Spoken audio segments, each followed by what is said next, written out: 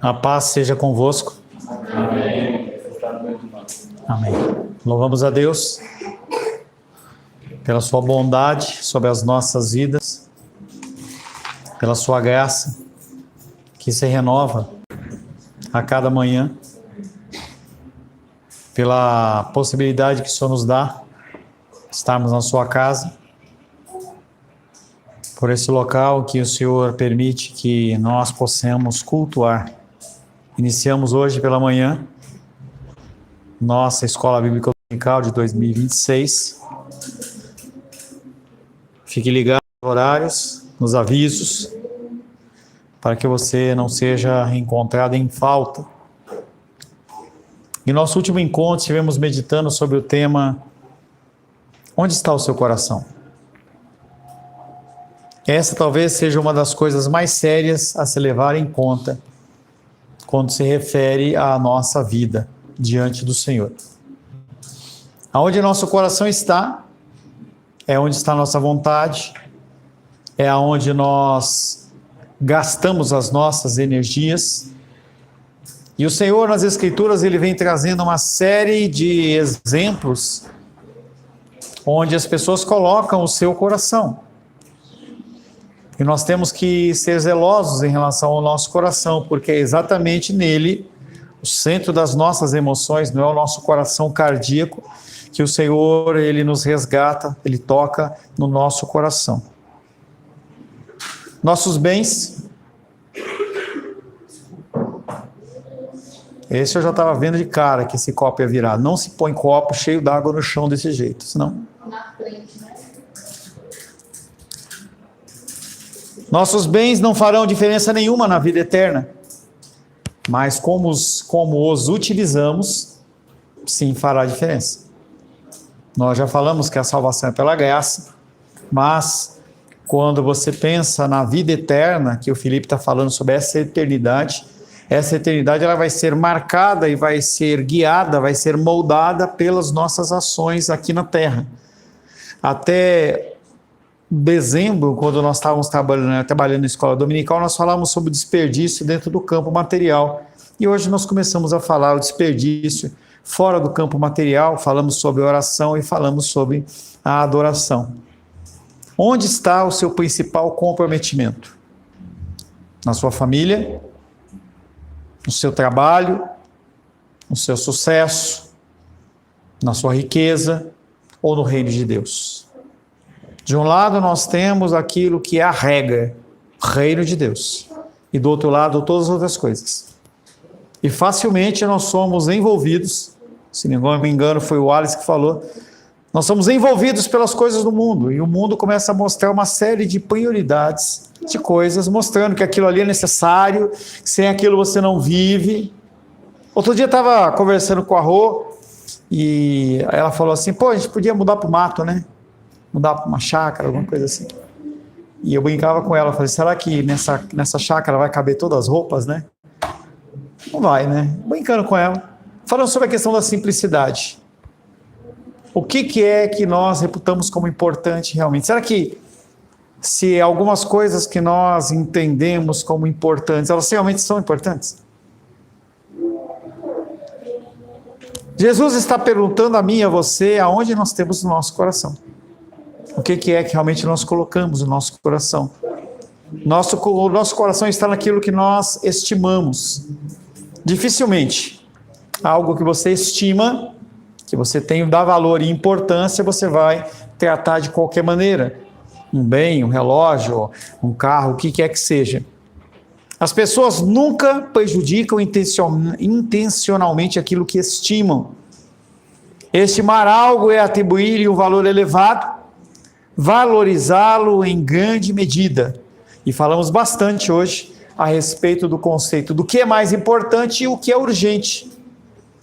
O Felipe buscou lá a definição lá no Google, mostrando exatamente que o urgente, ele acontece, mas ele não tem duração. O mais importante tem.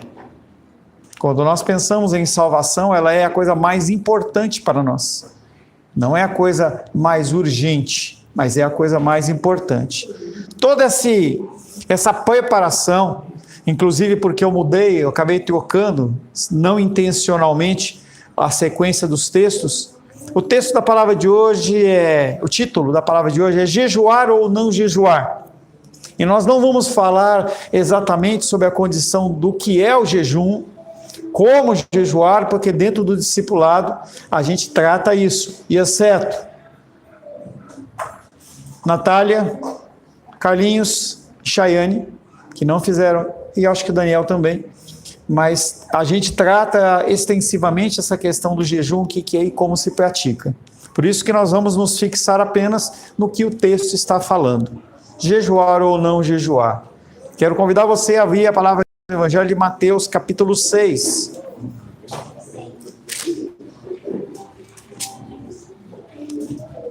Evangelho de Mateus, capítulo 6.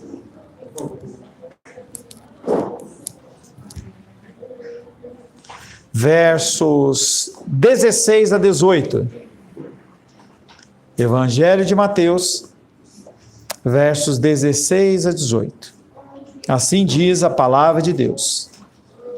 Quando jejuardes, não vos mostreis contristados como os hipócritas, porque desfiguram o rosto com o fim de parecer aos homens que jejuam. Em verdade vos digo que eles já receberam a recompensa. Tu, porém, quando jejuares, unge a cabeça, lava o rosto, com o fim de não parecer aos homens que jejuas, e sim ao teu Pai em secreto. E teu Pai que vem em secreto te recompensará. A palavra do Senhor, amém? Amém. Senhor, te louvamos, te adoramos e bendizemos por mais esse texto que nós vamos meditar nesta noite. Queremos pedir que o teu Espírito Santo nos dê o entendimento, nos dê orientação, nos guie. Que toda palavra, Pai querido, por mim proferida, ela seja trabalhada pelo teu Espírito, e apenas aquilo que procede de ti possa fazer morada no coração dos meus irmãos e das minhas irmãs. E nesta noite nós possamos ouvir uma mensagem santa, direto do teu altar, em nome de Jesus. Amém. Podeis se assentar em nome de Jesus.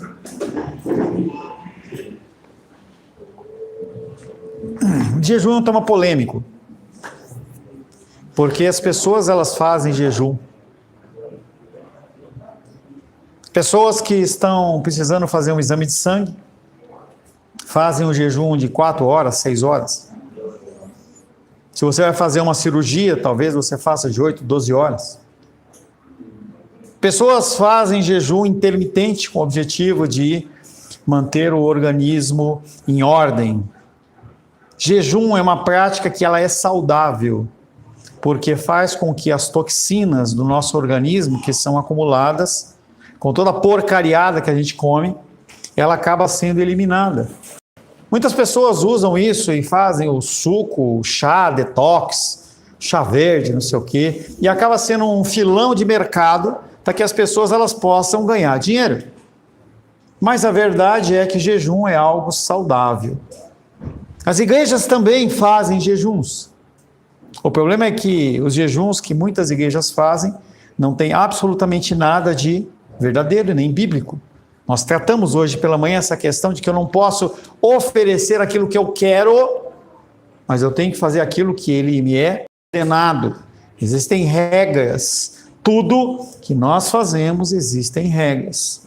Aí o cara faz o jejum de Daniel, o cara faz o jejum de Coca-Cola, o jejum de televisão, jejum de videogame, jejum disso, jejum daquilo, sendo que Deus não fala sobre essa diversidade como se fosse algo recebido de Deus.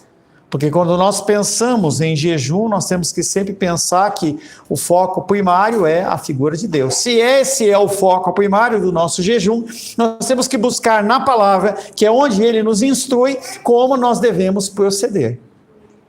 Jesus ele já vinha trazendo o contexto da oração.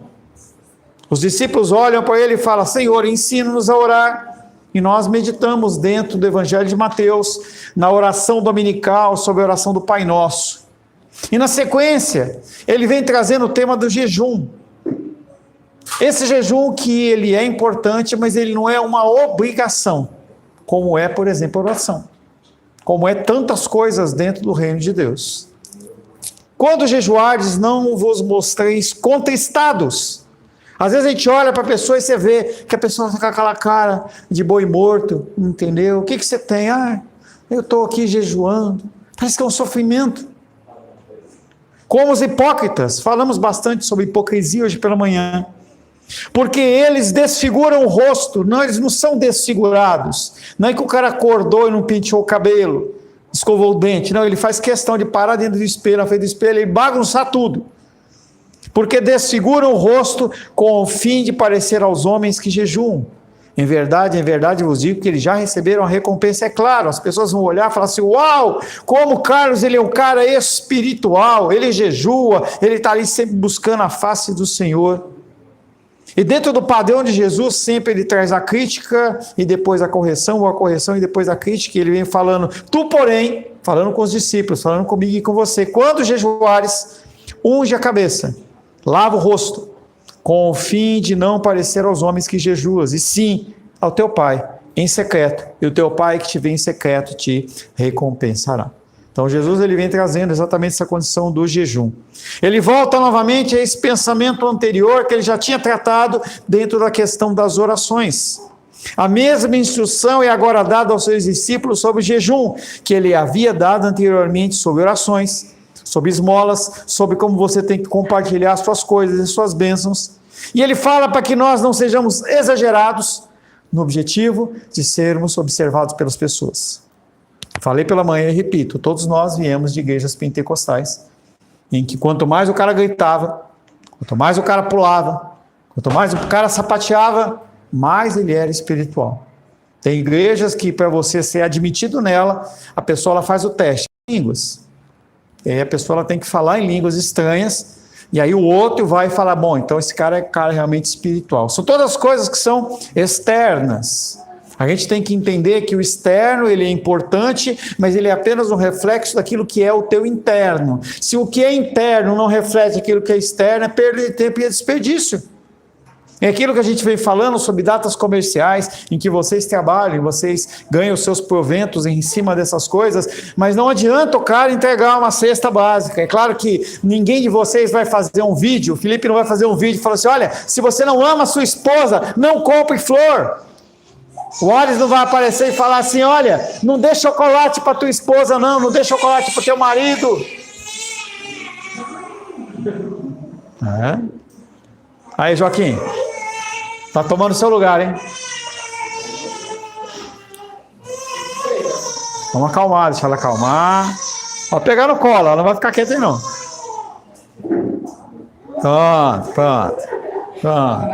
Pronto, viu?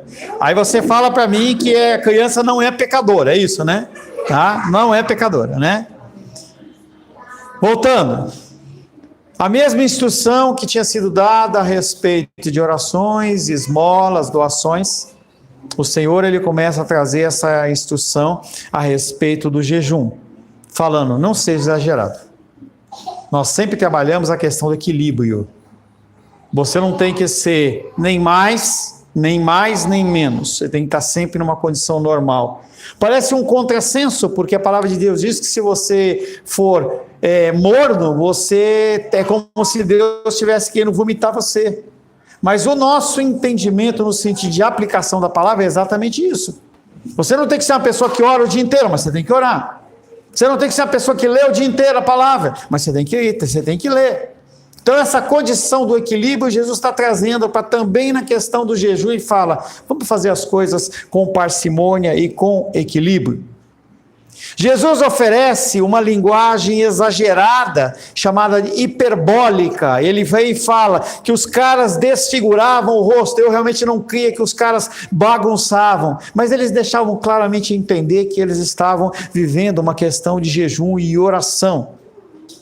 Ele, Jesus, em outros textos, ele não incentiva o uso do luxo. E a gente vê a questão do rico, que ele não entra no reino dos céus, mas não é qualquer rico, é o rico que usa os seus bens e os seus recursos de uma maneira insensata.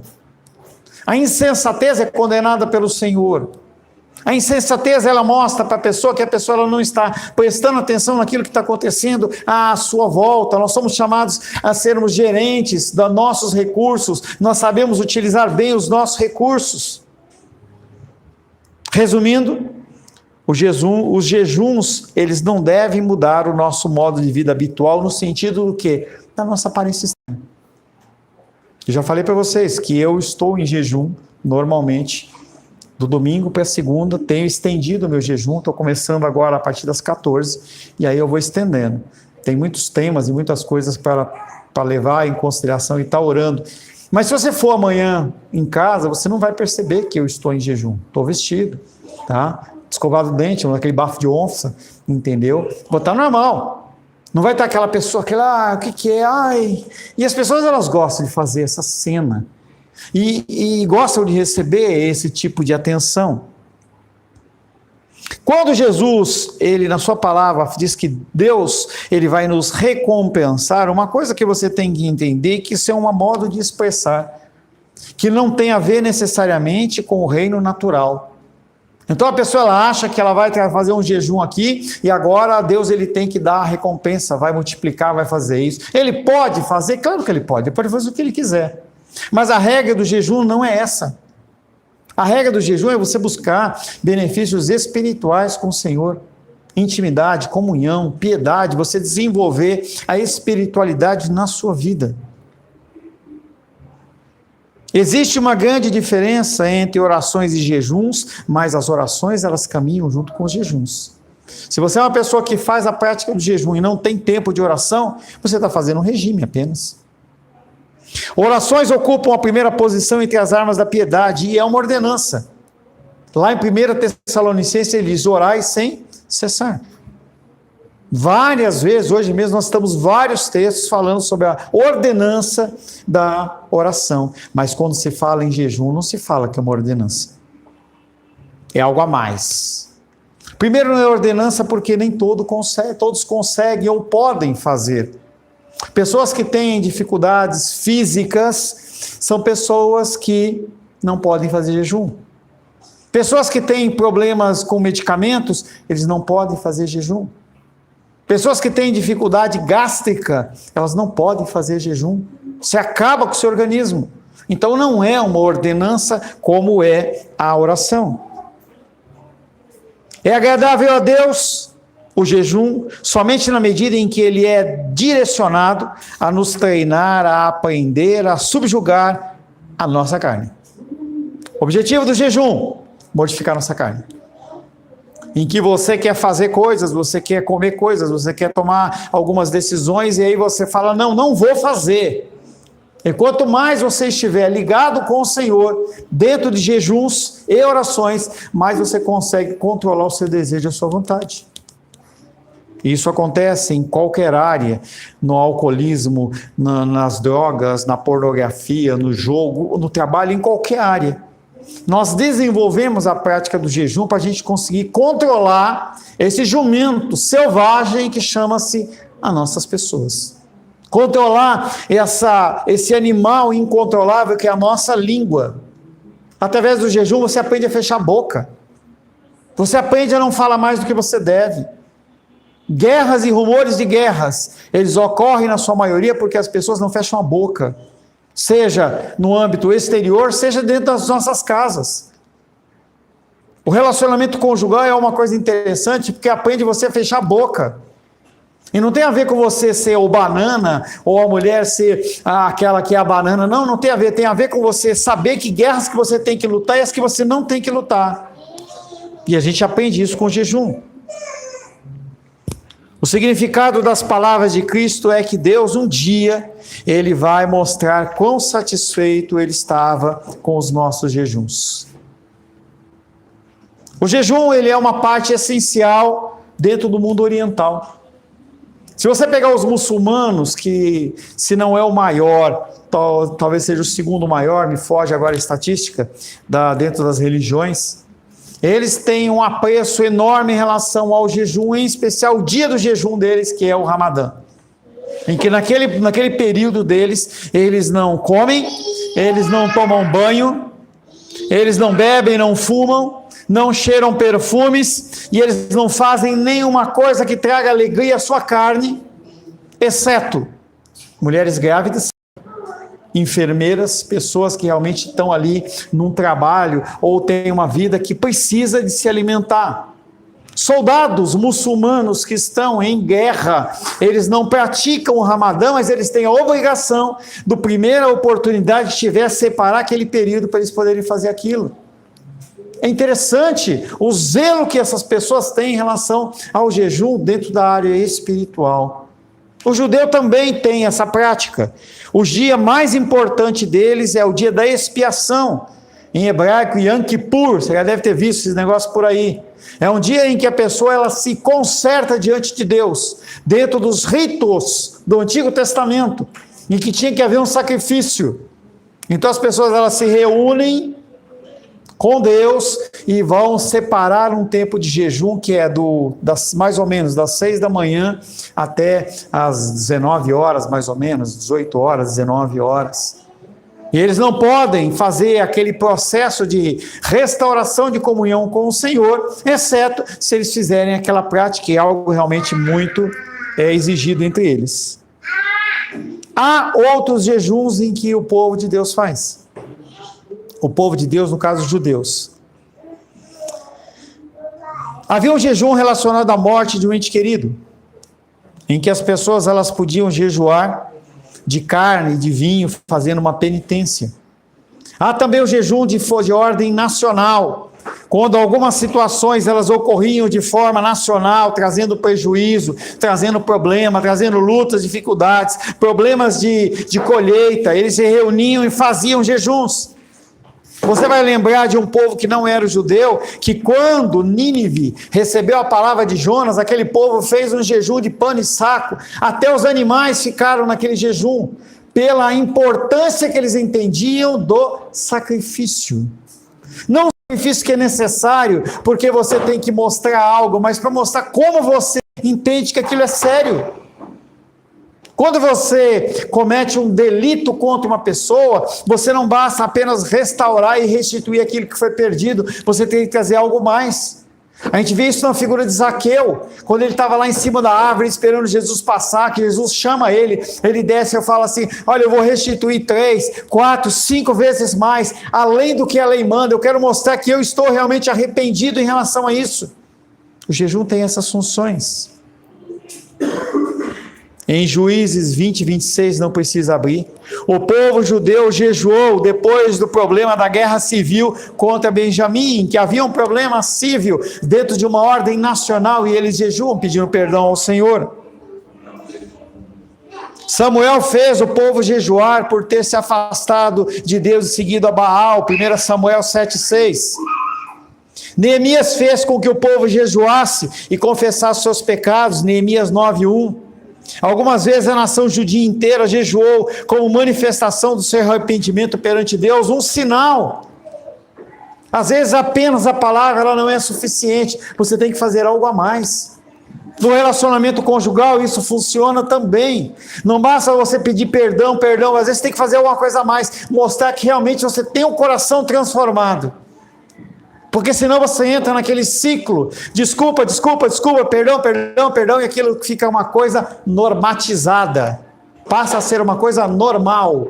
Falava com o Ares, não é normalizado, é normatizado, porque vira uma norma, uma regra. A gente começa a estabelecer, toda vez que eu pisar na Rosângela, eu vou lá e vou fazer tal coisa. A gente vê, por exemplo, pessoas famosas como Elvis Presley, em que ele tinha a esposa dele, que ele declarava que ele amava e tudo mais, mas ele era uma pessoa que tinha relações sexuais com tudo quanto é mundo que ele poderia, ele tinha. E aí ele dava um cartão black para ela poder se divertir com aquilo ali, por um momento satisfaz, mas depois traz o vazio. Nós precisamos realmente mudar o nosso comportamento e o nosso jeito de ser. Moisés jejuou 40 dias e 40 noites no Monte Sinai, antes de encontrar com o Senhor. Daniel jejuou enquanto esperava a palavra de Deus, Daniel 9,3, e nós vemos a figura de Jesus lá no Evangelho de Mateus também, quando ele jejua e ele fica sem comer, bebia, mas ele não comia, para ele poder ter a revelação junto do Senhor. Essa era uma medida sábia, porque quando o corpo está submetido à dura disciplina do jejum, o espírito se mantém mais acordado e alerta. A primeira coisa que fica desperto em você é o teu paladar. Quando você corta o alimento, o teu paladar ele fica sensível.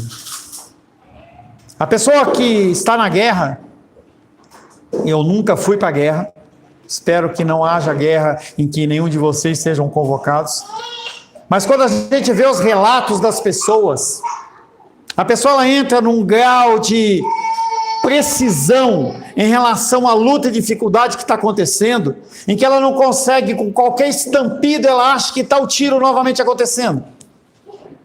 Qualquer movimento, a pessoa ela acha, isso chama-se transtorno pós-traumático. Eu tenho estudado um pouco sobre isso, essa questão do trauma, do transtorno. Em que a pessoa ela entra no ambiente, passou por um trauma, de uma violência, de uma agressão, de um abuso, a pessoa ela fica sensível quando ela olha a situação que está à sua volta, ela acha que ela vai passar aquilo novamente. O jejum ele faz com que nós sejamos sensíveis às coisas que estão acontecendo. Parece que a nossa visão espiritual ela fica mais vívida. É como se você estivesse vendo um filme normal e você colocasse numa resolução 4K. É como se você estivesse ouvindo um vinil e você colocasse uma resolução de MP3, alguma coisa desse tipo. Fica mais esperto. Aí o objetivo do jejum também é deixar você mais esperto. Os costumes dos judeus no que concerne o jejum eram semelhantes, como eu já disse para vocês. Se havia seca e a colheita corria perigo, convocava-se um jejum nacional. No jejum dos judeus havia, na realidade, 3 ideias principais. 3 coisas eram importantes dentro do jejum dos judeus. A primeira delas, o jejum era um intento deliberado de chamar a atenção de Deus para a pessoa que jejuava. Havia a necessidade, porque não havia o sacrifício de Cristo. Então, quando eu jejuava, eu chamava a atenção de Deus. Deus, olha para mim. Tem até música que fala, Deus, olha para mim. Como se o jejum atraísse a presença de Deus. Então, mas os judeus acreditavam e ainda acreditam nisso. O pessoal muçulmano também acredita nisso. Eles fazendo, naquele jejum, eles estão atraindo a presença de Deus. E o jejum, ele não atrai a presença de Deus, que o Filipe mesmo disse, ele está lá, ele é onipresente, onipotente, onisciente. Ele já está à sua volta. A segunda característica, ou a ideia principal do jejum para os judeus era que era uma forma de demonstrar a sinceridade e o arrependimento. Era como se pudesse ser uma garantia da sinceridade daquilo que estava sendo falado. Era uma prova, era uma forma de mostrar que não era apenas mais um pedido de desculpas. Isso é interessante, mas também diante de Deus isso não tem valia, eu não tenho que provar nada. O Senhor, Ele conhece meu passado, meu presente e meu futuro. Eu posso tentar enrolá-lo, eu posso tentar apresentar-me junto a Ele com todo um repertório de orações, com uma forma de agir, entendeu? E Deus, Ele não se motiva com emoções. As pessoas acham que Deus, Ele chora junto com você, Ele não chora. Ele está olhando o nosso sofrimento, a nossa dificuldade, mas Ele interage de uma maneira racional. E a terceira forma que os jejuns dentro da condição dos judeus tinha, era que o jejum ele era vicário. O que é uma condição vicária? Ela leva os pecados. O meu sacrifício, ele levava o sacrifício, os meus pecados. Que era o objetivo, por exemplo, de eu matar um bichinho, e aí aquele sangue daquele bichinho, ele levava os pecados que eu tinha diante de Deus, e eu não tinha mais pecado. Todas essas formas são formas em que a gente vê a ação dentro do Antigo Testamento, mas que para a gente hoje não tem essa valia. A gente vê inclusive a figura de Jó, em que ele tinha o tempo dele de oração, de sacrifício, de jejum, em prol dos filhos. Eu não sei se os meus filhos pecaram, então eu vou oferecer esse sacrifício, eu vou oferecer esse tempo de oração, esse tempo de jejum. Isso não tem valia nenhum. O próprio Ezequiel diz que aquele que pecou tem que se consertar. A maldição de um não cai sobre o outro. E aí Jesus ele vem falando dessa maneira de jejuar. Por mais elevado que fosse o ideal de jejum, a sua prática envolvia alguns problemas. O grande perigo era que se jejuasse com um sinal de piedade superior em uma ação que não era dirigida a Deus e aos homens. Primeiro problema desse tipo de jejum: eu jejuo não para Deus, mas eu jejuo para os homens.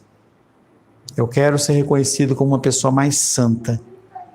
Ante tal manifestação de piedade, ninguém poderia deixar de pensar quão disciplinada e piedosa era a pessoa que jejuava. Uau! E o judeu, ele jejuava de segunda-feira e quinta-feira. Era a prática dele. Mas, em paralelo, na segunda e quinta, é onde tinha o comércio local. É como se fosse a feira. Naquele dia, as pessoas das cidades vizinhas, elas vinham trazer os seus objetos, os seus elementos para vender. E por que que o judeu, ele jejuava na segunda e na quinta-feira? Porque é onde tinha mais pessoas para olhar e observar como eles jejuavam e falar assim, como eles são piedosos. Talvez eles fossem até um item histórico, um item ali em que tinha que ser visitado. Quando você vai fazer uma viagem para qualquer lugar, você vai procurar o ponto turístico. De repente, olhar aquelas pessoas com os cabelos desganhados, com a sua roupa de pano de saco, com o seu cabelo todo desganhado, talvez fosse um ponto turístico. Algumas pessoas passavam até pó branco na cara para mostrar como ele estava pálido. Essa era a ação dessas pessoas e Jesus traz essa dificuldade. Eles caminhavam pelas ruas com o cabelo despenteado, desordenado, com a roupa suja, rasgada. Eu lembro de um apóstolo que toda vez que ele ia ministrar, ele antes de subir no altar, ele pegava o saco daqueles de café, cortou a cabeça assim, colocava a roupa e ele entrava com aquela roupa lá como se ele fosse uma pessoa piedosa. E as pessoas, uau, o apóstolo ele usa essa roupa, realmente ele é um dos nossos. Acabou o culto, ele pegava a roupinha dele, pendurava, pegava a Mercedes dele e ia embora. Não estava nem aí com aquelas pessoas. Era exatamente o que os judeus faziam. Se aqueles homens eles ficassem desganhados e realmente eles continuassem vivendo daquele jeito, de jeito nenhum.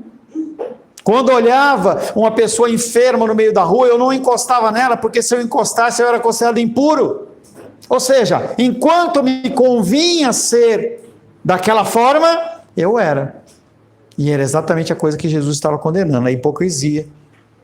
Os rabinos mais sábios, eles condenavam essa atitude com a mesma energia de Jesus. Tinham bem claro que o jejuar por jejuar carecia totalmente do valor espiritual, ou seja, era um total desperdício. Jejuar sem a motivação correta e sem ser a forma correta, por mais que você tenha atenção, não vai mudar nada. É aquele ditado popular que diz que de boa intenção o inferno está cheio. Vai estar lá no inferno um monte de gente cheia de boa intenção, mas que não cumpriu a regra. Deus não está pedindo para você ter boas intenções, Ele está pedindo para você ser obediente. Embora Jesus condene a forma equivocada de jejuar, as suas palavras indicam na segunda parte do versículo que é uma forma correta de fazê-lo e que ele espera que os seus seguidores assim o façam. Então é esperado que você que não tenha problemas físicos nem dificuldades, você faça o quê? Cresça em estatura e graça diante do Senhor praticando o jejum. Primeira coisa, jejuar é bom para a saúde. Muitos de nós vivemos existências que, com os nossos exageros, a gente engorda. Eu não estou falando do problema da obesidade, ou se a pessoa é mais gordinha, mais fortinha, mais fofinha, ela não vai entrar no reino de Deus. Não é isso. Eu estou falando da manutenção da saúde. Em teoria, uma pessoa que tem um formato mais esbelto, ela é mais saudável, em teoria. Porque a pessoa ela pode ser magra, e pode não ser uma vida sedentária, e ele vai morrer antes do obeso. Não é isso. Jesus está falando que a gente tem que tomar cuidado com essa condição também da saúde. É interessante quando você olha a condição do povo oriental, eles olham para a condição do estômago como uma coisa extremamente importante. Tanto tem uma palavra que até dentro das lutas marciais se usa, que é o chi, que é o quê? A força que vem aqui do interior. Quando você começa a trabalhar com instrumentos de sopro, você trabalha essa parte aqui. O estômago ele é mais importante do que você imagina. Se você começar a estudar essa parte, eu vejo a Rô estudando, quanto mais você estuda, você mais entende que o estômago ele é uma parte muito importante dentro do teu organismo. Grande parte das suas dificuldades, elas eclodem a partir do teu estômago. Então é bom, sim, é saudável você fazer jejum. Segundo, o jejum é uma boa disciplina para nós mesmos. Por quê? Porque nós desenvolvemos hábitos. Hábitos, eles podem ser positivos ou negativos. E se nós temos o jejum como prática, a gente consegue determinar, olhar para aquele hábito que nós temos e falar, esse hábito não é bom para mim, eu não vou mais praticá-lo. Ou eu vou praticar esse hábito. E essa luta entre a carne e o espírito, ela é quebrada através do jejum, em que você deixa de comer, que é um princípio básico do ser humano, como é dormir, como é beber líquido. Saiba que ficar sem dormir faz você ficar doido. Doenças neurológicas extremamente sérias têm sido descobertas apenas porque a pessoa ela não dorme. Então o jejum ele é importante também por causa dos nossos hábitos. O jejum ele nos liberta de nos transformar em escravos desse hábito. Com esse discernimento, com essa sabedoria, com esse entendimento, a gente consegue dizer para o hábito, eu não vou praticá-lo, porque eu controlo a minha carne. Desenvolvemos uma ansiedade tal por certas coisas, que aquilo que deveria ser um prazer se transforma em uma necessidade. Nem tudo que é prazeroso é uma necessidade. E aí você tem que olhar para a tua vida, será que realmente é necessário você ter essa prática, ou aquela ação, Porque se você começa a fazer aquilo paulatinamente, aquilo vira um hábito. Eu sempre falo para os casais casados, eu falo assim, olha, é interessante você ir para a casa dos seus pais, vá lá comer um macarrão, mas não faça disso um hábito. Porque senão, toda vez que for no domingo, se você não for, o teu pai e a tua mãe acham que você está brigado, tem algum problema, você cria um problema na sua família. O jejum ele faz com que você consiga discernir isso e dizer não a essa criação desses hábitos pecaminosos. Quarto, o jejum preserva a capacidade de passar sem coisas. E aí o autor ele dá um exemplo. Experimente, em especial você, mulher, experimente você entrar num shopping e olhar para todas as coisas que você vê, mas não como coisas que você vai adquirir, sim coisas que você não precisa. Olhar para aquele vestido e falar assim, ele é bonito, mas eu não preciso dele. Ou você, eu brinquei hoje pela manhã, vi lá o Alice, ressuscitando o amarelo, postando as fotos do carro amarelo dele, parecia um in memória, daquele pessoa que morreu lá quando tem a missa do 7º dia, Ele postou as fotos, o som, eu não sei se ele encontrar esse carro na rua, ele não compra de novo, Primeiro faz uma checagem. Mas entenda que a gente começa a olhar para a coisa e fala assim, eu preciso disso para viver. É assim que o marketing faz com que você compre coisas. Ele gera em você o senso de urgência. Ele mostra para você que se você não comprar aquilo naquele momento, você vai perder aquele desconto que é tremendo e nunca mais vai acontecer na vida.